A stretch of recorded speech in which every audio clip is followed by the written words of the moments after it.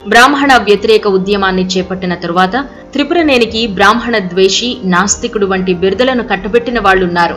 అయితే ఈయన సిద్ధాంతం బ్రాహ్మణ ద్వేషం కాదు, బ్రాహ్మణోద్ధరణ మాత్రమే.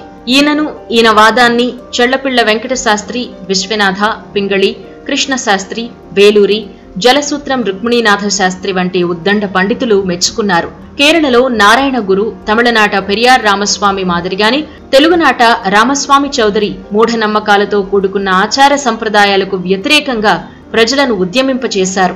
ఏదైనా ఆచారం ఉంది అంటే అది దీర్ఘకాలంలో సమాజాన్ని తప్పకుండా అవినీతిమయం చేస్తుంది అనేది త్రిపురనేని రామస్వామి వాదన.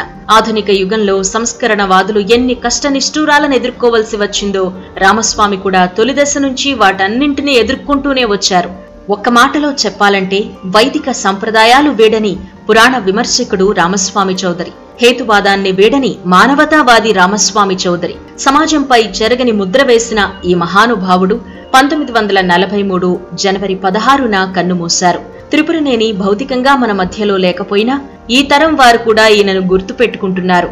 కుల మతాలకు అతీతంగా అందరూ గౌరవిస్తున్నారు. 2011లో మన దేశంతో పాటు అమెరికా, కెనడా, ఇంగ్లాండ్ తదితర దేశాల్లో కూడా త్రిపురనేని రామస్వామి చౌదరి 125వ జయంతి ఉత్సవాలను ఘనంగా నిర్వహించారు.